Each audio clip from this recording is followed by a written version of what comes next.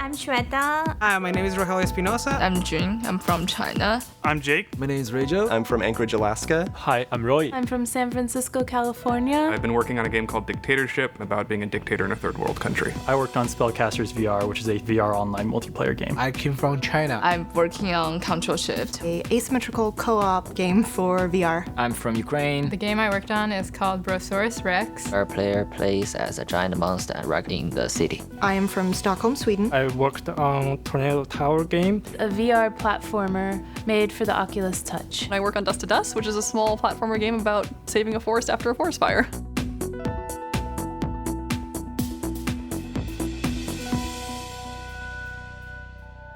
I think it's creating this magical light thing that's in front of me, but I'm not entirely sure because it doesn't reliably do anything whenever I cast it. Can you look at that page in the book?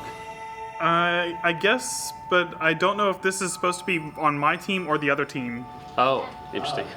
Huh. Oh, fireball. So you can still fireball your own teammates. Oh, yeah.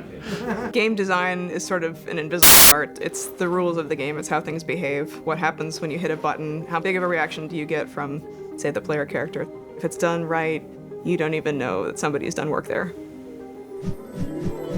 Oh, there you go. Okay. You got it. We only have 12 months to take people from sometimes they've never really made a fully fledged video game before to at the end of 12 months actually feeling like they can make games, that they're a game developer. I remember going to some people and telling them, I think I want to be a game designer. And someone told me, you know nothing about computers. Why would you make games? And so I said, that's why you go to school. You go to school to learn. What we do is put them immediately into the process of building by yourself, eventually with a team of maybe 5 or 6, all the while learning certainly the craft, but also really importantly is the cooperation piece. How do I work with these other people? When you're talking about, I need story, I really want this puzzle, I really want this mechanic, that's in pre-production to test it out. We see the same 22 people every day, basically. And you really just kind of become friends with everyone, and then you get people influencing you on different things. It's just like, hey, we just want to help you out. And so it's like a big family. That's what we feel like. Oh, this is 9 to 36.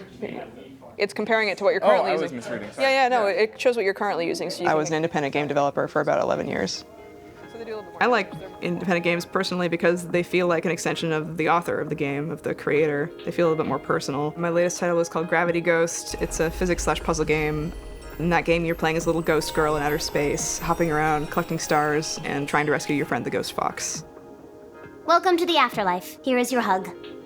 For the most part, the lectures are taught either by myself or MJ, the program director. He's like a 20-year veteran of the video game industry. He worked on some of the titles that were quintessential for my generation, like Spyro the Dragon, like Crash Bandicoot. The students see him as like the wise godfather of the program. We get a lot of applications from all around the world. So when we're reviewing those applications every year, it's very challenging to try and see which of these students are going to bring the most passion and the most skills to the program. I'm really proud of the fact that our student body is 40% women right now. That's certainly more than the industry at large. I see them as kind of the vanguard of this younger, up-and-coming wave of game developers. I fell in love with Zelda: The Ocarina of Time. Favorite game, I think I played 12 or 13 times in my lifetime. For my 8th birthday, my dad brought in this game, and unlike Barbie games or little racing games, it was Zelda that really made me think hypothetically, go more logical, made me think outside the box. I did grow up definitely lower middle class, even a couple of times I made poverty, and I felt like the only way to get out of poverty and really follow my dreams was through education. And that's why I decided to go to this master's program. And I got the letter, and not only was I accepted, but they were gonna give me a full ride. Kelsey Kaufman is very inspiring to me personally. She just worked so hard to be where she is, and she's got such a positive attitude. I gave it different colors just to help me out. So if I look at the light brown texture right here, it indicates you're gonna enter a new area. Yeah. Instead of reading out a book, like here's how you make a game, the professors tell us, go make a game. And that's what we did. Tornado Tower is a VR third-person platform game where you play as 2 characters at once, Zaru the Adventurer and the Wind Spirit. My name is Zaru, and this is my tale of Tornado Tower. She managed to reach out to the parkour team at UC Santa Cruz and like had one of the guys dress up like the character. And I was like, but that could be so socially awkward. Why would you talk to a stranger? I hated VR before actually coming to the program. After I played the archery game from Steam, I fell in love with it. I felt like, oh, the possibilities are endless. I had like 4 years of educational game experience, and that's when I realized that I really want to do like more mainstream games, actual like action games. All right, you're gonna put this on. And the game I'm working on is Brosaurus Rex. Brosaurus Rex! Become a monster! Do some curl! In it, you're pretty much Godzilla in VR. You can slam dunk airplanes, you can throw cars into buildings, you can shoot fire from your mouth by just screaming, roar! When we play tested, a lot of people were like, oh, I feel so relaxed now. It was like anger therapy. I'm like, yes, thank you. That's what I was going for. Just seeing all the elements together and people just having fun. That's my favorite thing about the game, just having people play it. It was pretty fun just to be able to throw stuff around, as you can't do that in real life because you get in trouble. Oh, sure. Oh. It's a nice high five.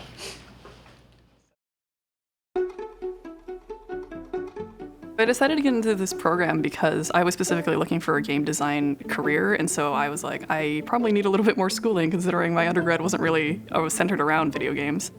I have always played games, like since I was really little. My first game was, I want to say House of the Dead. Not the greatest one to start off if you're a kid, but my dad's always been super into gaming too. This is one of the original Atari 2600s. Laura, one of her assignments was to play the game Adventure. But it's online. So she was given a link where you could play it online. I said, no, you're not gonna do that. You're gonna play it on the 2600, or you're not playing it. What I get out of gaming mostly is I just have a need to like to create things, which is also why I do a lot of cosplay stuff.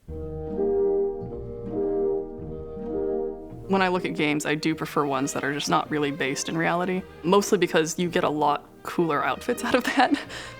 We both pick things we like to do, and we start making costumes. Usually you pick a convention, and no matter how much time you have, the process will fill that entire time gap until the morning of that convention. He does most of my props, but I also make his costumes too. It's kind of skill swapping. You do something for me, and I'm gonna do something for you.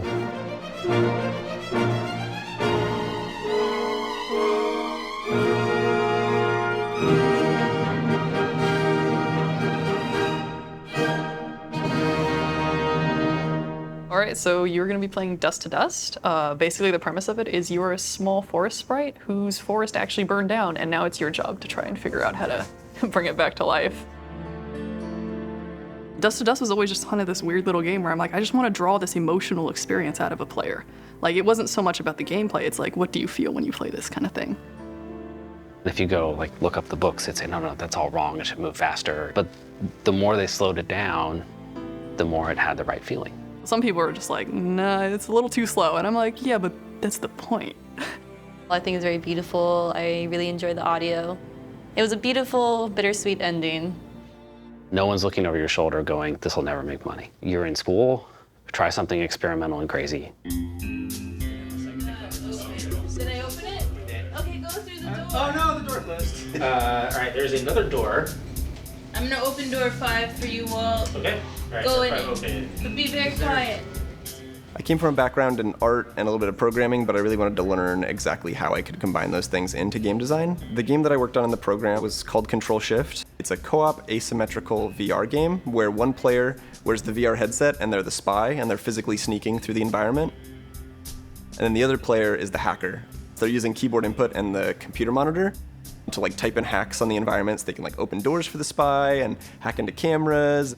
I really like cooperative games where you have to lean on each other and trust each other in order to succeed, and I wanted to bring that to VR. Well, you're gonna have to crouch. It might help to like lay on your belly and shimmy by. No, I'm just trying to let you turn the guard off. There you go. All right, type guard 1 dot off. Guard 1. I'd rather they try something weird than to try to clone something that's already out there. Oftentimes it's the weird stuff that breaks out of the mold that everybody says, whoa, what's that? I need to play that. Everybody that I've had experience that game says, that's cool, that's new, I've never done that before. This was a little hard. One thing that's tricky, yeah, in 3D, it's, you have to, if they're supposed to walk down a ramp, you actually can't see it from if the camera's up here. So you need to cue this, like, somehow. I really like helping them, and I like watching them sort of figure out these things that I had to find out the hard way. There are times when I just wish I could spend my days sort of just like tinkering around with gravity like I did when I worked on this. Yeah, I do miss that, but I don't miss the lifestyle. Whoa, Nelly, you really startled me. What are you supposed to be? I think I'm a ghost now. Gravity Ghost was 3 years of full-time work for me. Prior to that, I had a day job where I was sort of saving up the money because I knew it was going to take a while to finish this indie game. What I really want to be is a developer. You know, I'd love to get back to it someday. I think I got other good games somewhere in here. I just struggling to figure out how.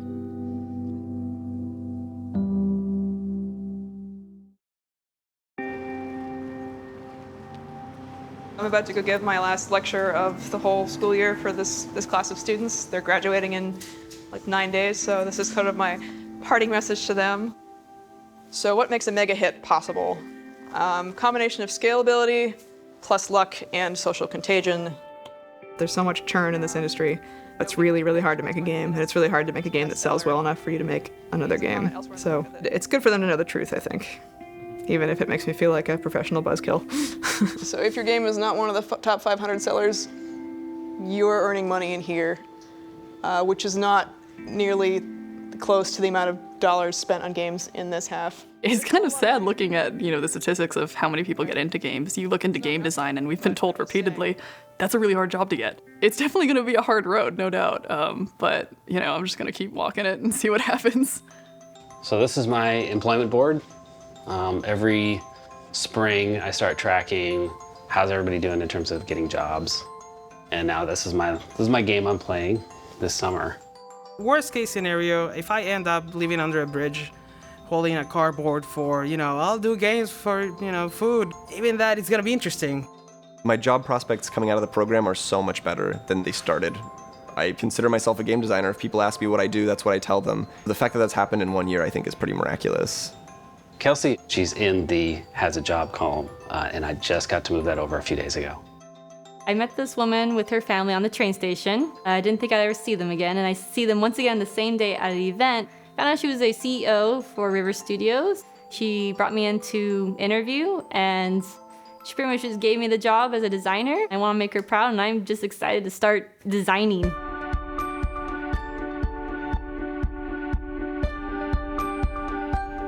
Yeah, I care a lot. I care a lot about their futures. I guess it's selfish. I want to feel like I had a small part in whatever it is that they end up doing. Thank you guys so much for being my students. This is my last lecture. I hope you go on and make many great games and do many amazing things. I know you will.